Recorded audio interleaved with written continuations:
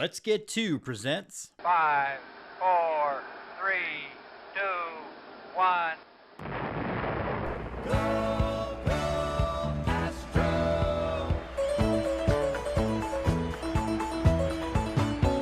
Here come the Astros, burning with desire. Here come the Astros, breathing orange fire. Here come the Astros, with winning on their mind. Here come the Astros, number one every time. Go, go, Astros. We want Houston! We want Houston! Alvarez hits a high drive, center field. Beerling's back! This game is turned upside down! And the pitch is lifted to right by Castellanos. Long run for Tucker over toward the line and foul territory. Makes the catch, and the Houston Astros do it again.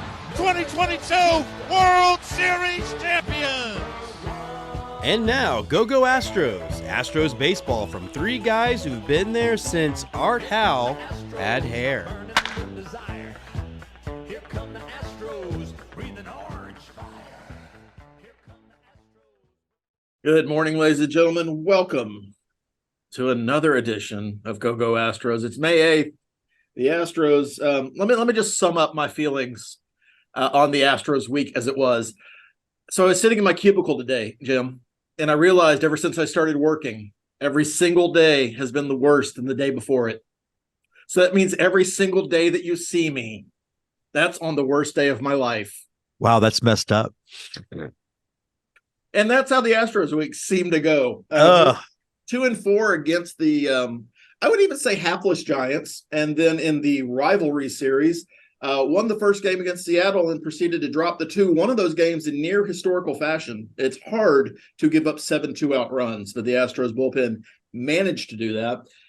There are topics aplenty to talk about with what's going on the field, in the clubhouse.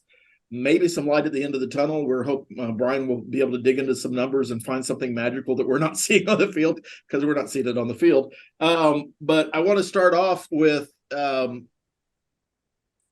we seeing a flawed roster, or are we seeing the injuries just finally taking their toll on this team? And I'll start with Brian on this. I mean, one answer to that is both. Because obviously not having Altuve, not having Brantley, and not having McCormick in the lineup is not helpful. And one of the comments I made, actually replying to something that Jim wrote on Twitter yesterday, was the lineup is no longer deep enough to sustain slumps from two of what it's supposed to be, its major cogs. So you essentially have a lineup right now in which Jordan's hitting very well. Tucker hasn't had the best couple weeks, but he's still doing fine, and particularly fine on Friday night. Jeremy Pena is right at league average or slightly above it, and that's it. And so some of that is you're playing, like Mauricio Dubon isn't the guy who had the 20-game hitting streak. I enjoyed the heck out of it in large part because I knew it was above what we expected. Corey Julks has been both a pleasant surprise and someone who, because he can't control the strike zone, doesn't get on base enough. So again, could be worse, but boy, I'll feel better when Brantley is in the lineup this week. Jake Myers is hitting pretty well for Jake Myers, but Chas McCormick is a better hitter. It'd be nice to have him in the lineup more. So, but at the same time, guys like, Martin Maldonado doesn't hit, and that becomes a problem. His backup, Yainer Diaz, hasn't hit yet. David Hensley's had a year, so we haven't gotten good contributions from some of the depth guys. So yeah, it's a little bit. I guess I'm wishy-washy here, but it's a little bit of both. Well, and I will, before I go to James, to kind of reiterate that, if you look at the last 7 days, which I realize small sample size being what it is, the bottom of that lineup from an OPS standpoint is Mauricio Dubon, David Hensley, Corey Julks, and Alex Bregman. And to give Martin Maldonado a little bit of credit, he is second on this team in OPS on base percentage this last week. So he's at least getting on base at a 30% clip, which is an improvement over what he's been doing previously this season. Jim, to you, what are we seeing, and how much of it is just injuries, and how much of it is Dana Brown's got some work to do? Well, I think all those answers are yes, like what Brian said. It's a flawed roster because we knew coming in it was not as deep as it had been in the past, and that's the thing that's going to happen as you continue to, let's start by saying we all agree that this run the Astros have been on has been unprecedented. Not very many teams in baseball history can match it. And part of that is you have to have a lot of luck, like Brian talks about a lot. And right now we're not getting any of that luck. And we're also, again, have seen deterioration from the bottom of the roster. Look, Hensley is hitting worse than Maldonado, right? So in my opinion, it's like you got to be able to find someone in AAA that might at least have a chance.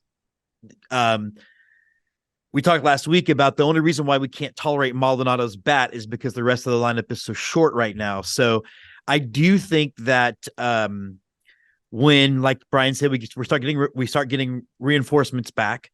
Altuve's already hitting, which is weeks ahead of schedule. And I don't know how I don't know that he's back before June, but it does seem like when those guys get back, I do think the lineup obviously gets deeper. And one of the things that I'm a big believer in is I do believe that Altuve is the heartbeat of this team. And I have a feeling they would not be walking around. It looks like their dauber's down, to use a football coach term. And I don't know if that would be the case if Altuve were still here or still playing. What part of the body is the dauber on? I don't know. I just kept getting told my dauber was down, and I was like, play me. And then I was also like, don't play me. So I don't know. It was very conflicted as well. Mm-hmm. Dauber was the assistant coach on Minnesota State back in the day. So that was a good team back then. It may be one of the best parts of the show, Coach. Won the Pioneer Bowl, if I remember correctly. Yeah, and then they went on to coach in the NFL, right? The Ocean State something or others. Yeah. That's Shelley Fabre. Fantastic. Yes. I told y'all we were going to talk about sitcoms at our pre-show meeting, and y'all didn't believe me, and here we are. I do have to say this. Shelley Fabre was not a good example of what a university president would be. That led me astray in my... Yeah, I think the reality does not match up with fantasy in that respect. So, we broached the subject a little bit on Alex Bregman, and we did a little bit pregame on this as well. But the man's hitting 195 on the season right now. This week, he has had 2 hits in 23 at-bats. One of those was a home run, so good for him. The other thing was a single, I guess, and there's just not been a lot of production. Is this beyond the April Alex Bregman that we've kind of gotten used to, or is there something deeper going on that you can see? And I'll start with Jim on this. Well, I still think Alex Bregman's going to hit, and I'm not worried about that at all. I do think he's pressing, and I think if we had any more evidence of him pressing, it was him running over Pena in that play on Saturday night. I will not believe, despite all the internet shills, that somehow that was his ball. Because for one, I wasn't a very good baseball player, but I had never heard the fact that a ground ball was assigned to a player the same way a fly ball is, where there's precedent over who gets to call it. That ball was hit right to Pena. Bregman hit him from behind. Anyway, I think that's a sign that Bregman's a little bit in his own head. I do think he's going to hit. I don't think you can. I mean, honestly, you can't do anything about it because there's no one you can't spell him. You can't give him some time off to clear his head. He's got to keep playing until these guys get back. But no, I think he's going to hit. I think that's one of the issues that we see with having to run a lineup that features David Hensley and Corey Julks and Mauricio Dubon, and to some extent Jake Myers, is that you don't have depth in the infield to give people a day off. Jose Abreu desperately needs a day off. Alex Bregman desperately needs a day off. But who do you switch out to make that happen? Yeah, exactly. The answer is David Hensley. He's the backup of those positions, but they're not playing him a lot because, well, he's not hitting well. And again, only sort of exacerbates Andy's point. All right. The good news on Alex Bregman is he shouldn't be this bad, both because we've seen him for years and know that, but also because his WOBA, his weighted on base percentage this season, is 297. That's not good. His expected WOBA is 357. He should be a better hitter. His slugging percentage this year is 320. That's less than his on-base percentage. That's not good, but his expected slugging is 424. Now, those aren't necessarily all-star level numbers, but it does speak to he's hitting in some bad luck. Some of that is, for whatever reason, he doesn't get off to a good start in April. Some of that is the baseball gods are fickle beasts, and we have known that all our lives. And they are taking a toll on Alex Bregman right now. And soon enough, he'll find a bunch of balls that find, a bunch of six hoppers that find a hole. Sometime soon, he'll get a bloop double. His numbers will come back up. I'm less worried about Alex Bregman than I am about any of the other slumping players because A, we've seen him do better than any of the slumping players, and B, the other numbers indicate he should be fine. Give him time. It's one of the better pieces of news about the offense. Well, I also think too, Brian, that's one of the other curses of a short lineup is you can be really careful with Bregman and Jordan and Kyle Tucker if those are the only three people in the lineup that you're afraid of. It's hard to do that when your lineup is stacked, which is what we're used to seeing, particularly from 17 to 21, where 1 through 8 could hurt you. So I do think that's another part of that issue with the lineup. And I don't want to preemptively second guess Dusty by any means, but I hope with the Angel series coming up that when Michael Brantley is activated, that he is plugged into the 2-hole in this lineup and left there because Alex Bregman is not a 2-hitter. And I think that's part of the problem. I know that we have the discussion ongoing that lineup construction doesn't really matter statistically, but from a role and responsibility standpoint, Bregman's job is to get on base and not necessarily hit home runs as a 2-hole, move the runner over. And that's not something that's really his skill set. His skill set is power hitting, and he's not really doing that because I think he's just out of position in the batting order. So I'm hoping that once Brantley at least comes back this week, and McCormick to a lesser extent, you can start to address Abreu and Bregman and their roles in the lineup and where they are. Abreu clearly can't be our cleanup hitter right now. And I know we have Dusty's desire to left right this lineup and not put Tucker and Alvarez next to each other, but I think something's got to give, and the easiest answer to that is that you get Brantley back. Since you did bring it up, Altuve, the rumor is that he'll be back by the 29th, provided there's no setbacks. Yeah, I tweeted about that yesterday. You'd be looking at him for the Memorial Day series against the Twins at home. And we're usually good on Memorial Day against the Twins. If only we had George Springer. So let's go from one bad aspect of the team to a worst aspect of the team, and let's talk about our pitching rotation health. Since we last met, Jose Urquidy went out a tender shoulder, and then the very next night after 8 pitches, Luis Garcia. Now, to be fair, I do think we talked about Urquidy on the last show, so we haven't lost them both. At this point, Urquidy is probably expected back this year. Jim, you were technically correct, which is the worst kind of correct. Yeah, I know. I mean, I don't even know why. I don't know why I'm super, picking at that nit. But here we are. But Luis Garcia is on let's say a 12 to 14 month vacation, and we'll see him sometime around the All-Star break next year, most likely. Maybe a little bit earlier if everything goes well. So what was a strength going into the season, even with choosing not to re-sign or entertain the $40 million paycheck for Justin Verlander, is now a weakness with 3 of your projected starters on the IL. One may be coming back. I still don't know where Lance McCullers Jr. is or what level of angle he's throwing off of these days.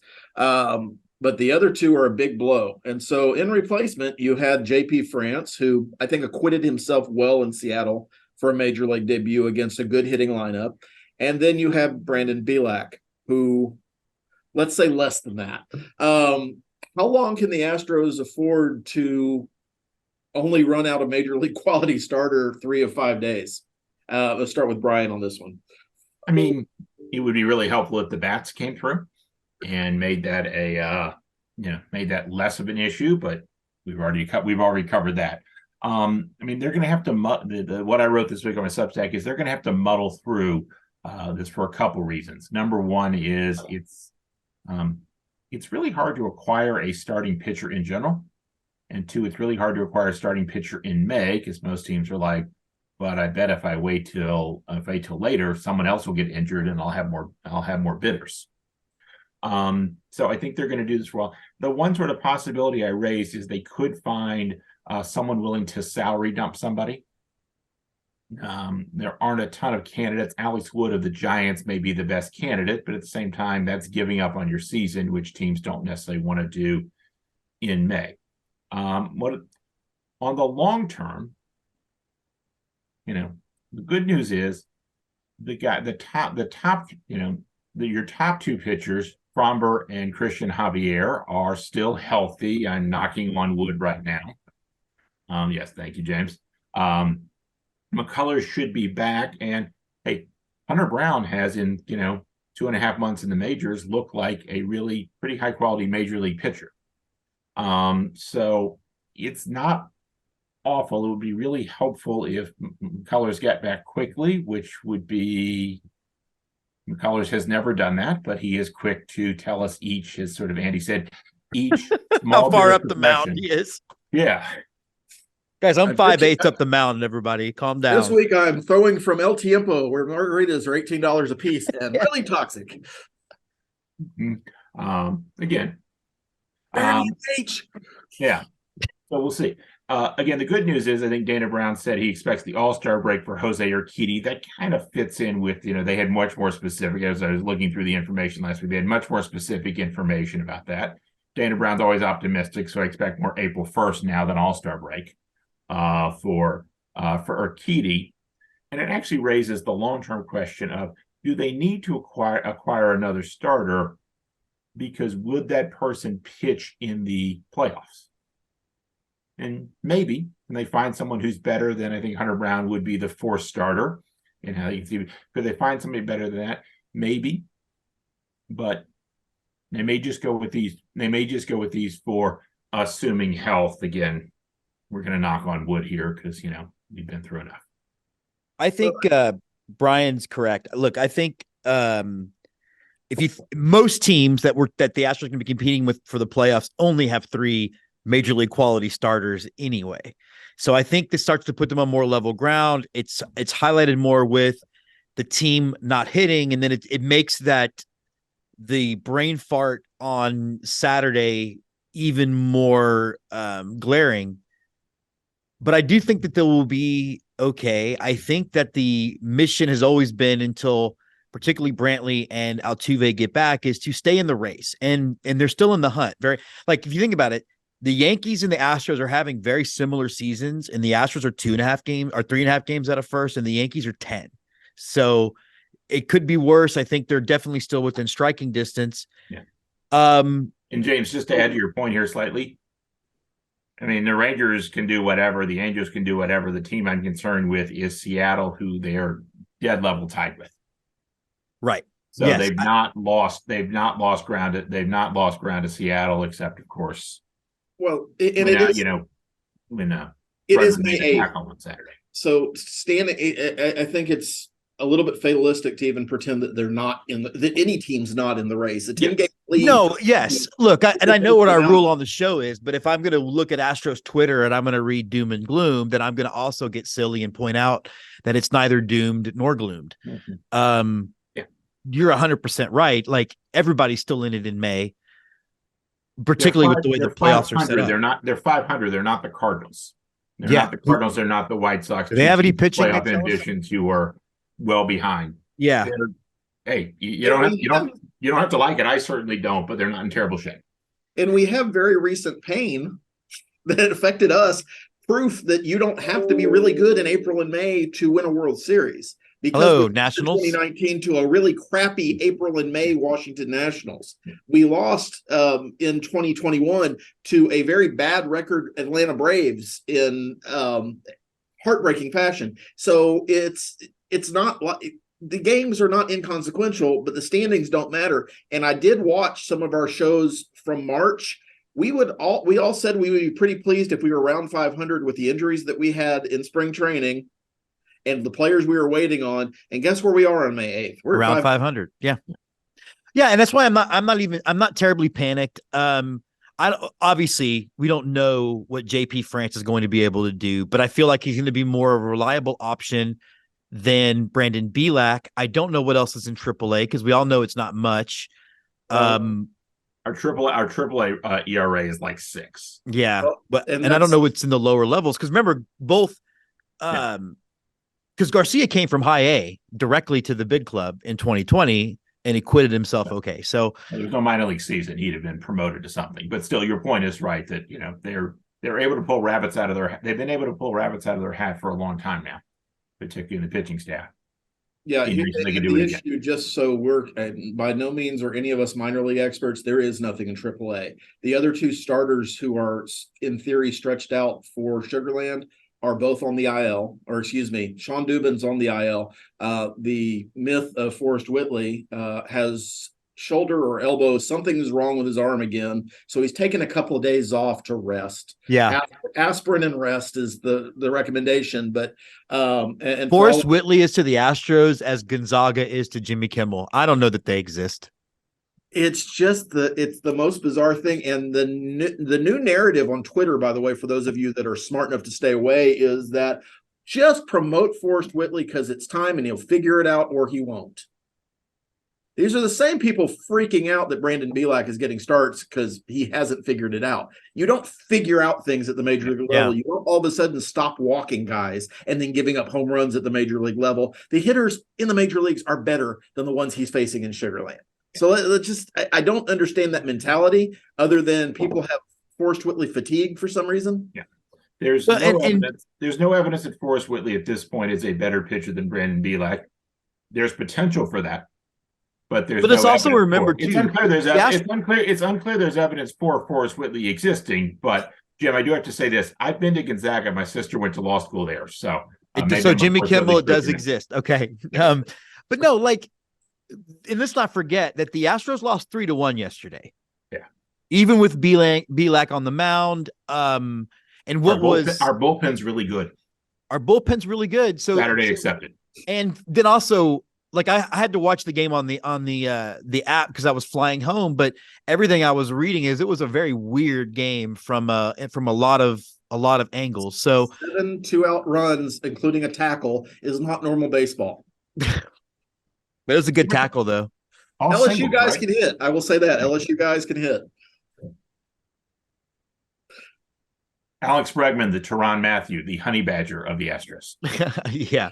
That feels right. I mean, he has had blonde hair before, I think. So is there light at the end of the tunnel? Because I know there's a lot of gnashing and wailing and all kinds of consternation on Twitter and other social media. How do the Astros get better and how quickly does it happen? Putting Michael Brantley in the lineup is helpful. And they'll be able to do that this week. Putting Chas McCormick in the lineup is helpful, and they'll be able to do that this week. They will have to rest Brantley a bunch, but Jake Myers, Chas McCormick outfield with Kyle Tucker is a really good defensive outfield. So, again, healthier players would be helpful. And hey, Jose Altuve is apparently swinging a bat. So again, as we talked about, so he will be back relatively soon. And hey, all of that is good news. So just looking up again, because right now we really are still very early in the season. I'm still more interested. I'm as interested as some of the projections as anything else, because I do think there's a reason why we have those things, and they tend to be relatively accurate. And right now, the Astros are still the odds-on favorite to win the division and one of the top 4 teams to win the World Series, according to 538. And according to Fangraphs, they have a 41% chance of winning the division, much higher than any other team, and a 7% chance of winning the World Series, which is the second highest in the American League. So, this first 3 games could be tough. They have to face Ohtani, but then again, Ohtani has to face Valdez. We'll see. I still think I'm still about keeping it around 500 until those guys get back. And I do think we should see both Brantley and Chas this week, right? In this Angel series. So All is not lost. Yeah, they have a run differential of plus 20, so they tend to win. Their losses have tended to be in closer games, and they tend to win the blowouts. That should even out over time. So again, this is 17-17 is not ideal. Although, what's going on with this show? If I'm the one who went to all the statistical pages and Brian got all like emotional about what's going to happen. This is what's 17-17 is weird, man. This might be what's wrong with the season. Yeah. I told you at the top, it's important for guys to be in the roles they're accustomed to. Viewership is down on this episode. We're going to be doing some changes. That's right. David Hensley's going to get more starts. No, don't do that. At Sugarland. Somewhere, just not here. The week coming up. We do have 3 in. I guess Astros After Dark, although one of those is an afternoon game. And thank God for the Anaheim Angels for starting their games at 8:30 at night instead of 9 o'clock. And then with the new rules, this game should be wrapped up by midnight really easily. So most of us won't be bleary-eyed for the next 2 nights. Then you have 3 with the White Sox before we get together again. And the White Sox are struggling. I think Eloy Jimenez is out for a significant amount of time. Emergency appendectomy. He's out for a month. Oh, wow. Eloy Jimenez finds new and creative injuries. He's really an innovative player. I mean, in some ways, he is to the Chicago White Sox as Forrest Whitley is to the Astros, except Eloy Jimenez has actually made it to the major leagues. Yeah. And again, looking at 538, the Astros are projected to win 4 of those 6 games. Now, obviously, these projections don't matter if you don't win, but that's at least – I think there's still a positive viewpoint on this team from neutral evaluators as opposed to your average Astros Twitter person. Only on Astros social media do you give up on a team after 34 games. Yeah.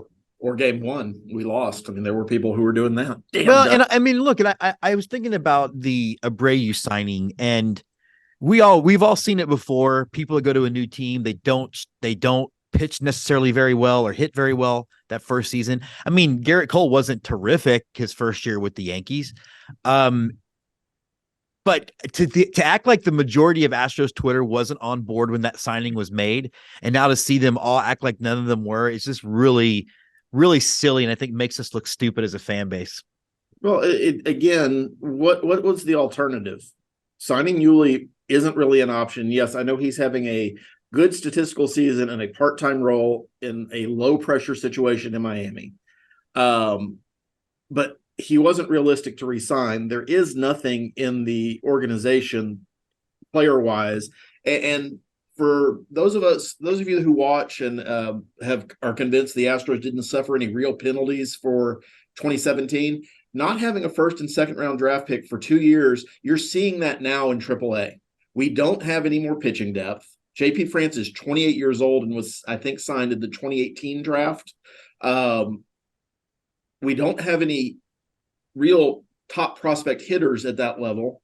Our best hitters came from last year's draft, which is the first time in 3 years that we had a first and second round pick. So we're paying the price for that now.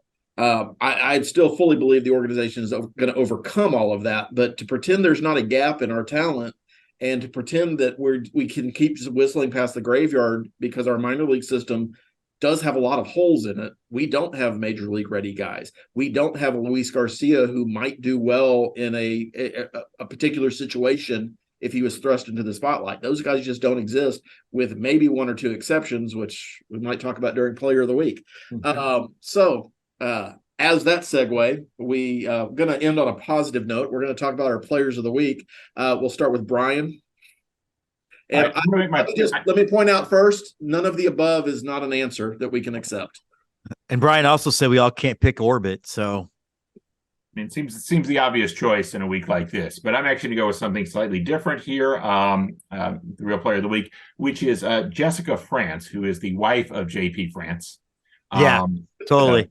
The one, her husband had 5 shutout innings in his major league debut, but according to very nice article by Chandler Rome in The Athletic, Jessica was a chef in Aspen, seemed to be doing well in her career, gave that up to support this guy she met, and has now followed him into the majors. So respect to all the baseball wives and girlfriends, because that has to be, that is years of, again, traveling to, James, don't take this the wrong way, but traveling to lots of small towns across minor league places in America, with lots of uncertainty, both about your living conditions in life and, of course, in a prospect like JP France, your future of whether you're actually going to make it to the majors. Yeah. It's a great deal of dedication. Plus, extra credit to Jessica France, because she got a pacifier with a mustache that looks like JP's mustache to put on their child Liam. So it's fantastic. Big props to Jessica France. She's my player of the week. Has she unseated Mrs. Verlander as the most popular Astros wife of all time? I mean, it's tough, but maybe. Colin McHugh's wife was pretty far up there for a while. Yeah, she was fun. No, I'm going to go with Kyle Tucker, only because, well, he's really the only guy that did a whole lot this weekend. Although you can't look past Jordan stabbing Seattle in the heart again. But the whole stealing of home, that whole thing, really, really sweet. I just hope he keeps the batting gloves on. Until he doesn't. I mean, it's literally at bat to at bat for him. I don't know where it is. I don't know where I'm now. I don't know where it is. I'm going to completely cheat because there's nobody on the roster that I thought deserved a player of the week. And since we agreed that none of the above was not a acceptable answer. This is not Brewster's Millions. If we're going to continue. Although that is a fantastic movie. Fantastic movie. Part. And is a baseball movie. I have a fantasy team named the Hackensack Bulls. The Hackensack Bulls are fantastic. And who doesn't love satin jerseys from Adidas? Who doesn't? I'm going to go with Astros prospect and current Asheville tourist, Drew Gilbert. And if you're asking me why, it's because I do believe he'll be playing center field for the Astros next year. The last 7 days, since we're talking about player of the week, he's only had 10 hits and 22 at-bats for a robust 455 batting average. And if you're worried he's just a singles guy, 3 of those were home runs, 1,000 slugging percentage for an OPS of 1478. Probably needs to cut down on strikeouts a little bit, but he's the future. The Astros were able to pick him up because he's not the tallest guy in the world, and Major League Baseball still has some weird standards that you need to be at least 6'2" to be a successful outfielder. But he has played himself into a position that the Astros are going to fast track him. I expect any day now for him to be promoted to Corpus, and I will be taking a road trip to Corpus as soon as that happens. Asheville's a little bit out of the way for me here in Houston. Corpus is a nice stay in a Hotel 6, and you can catch a great game at Whataburger Field. But I think he's playing himself to a position where he's going to be fast tracked and given every opportunity to win the center field starting spot as early as next spring training, because I think he's just that talented. Now, a lot has to go right for him. He has to continue to hit against AA pitching, but there's nothing in his past that would suggest that he won't, unless he runs into a wall and dislocates his shoulder again. And, can we just, he's a little George Springer-ish in that respect. Yeah. I would like to temper, though, the number of Astros fans who want him to play center field next week. No. Big club. Let's not ruin the kid. Did I say next year? I said next year. You said next year. I don't want to see it right now. Right on schedule.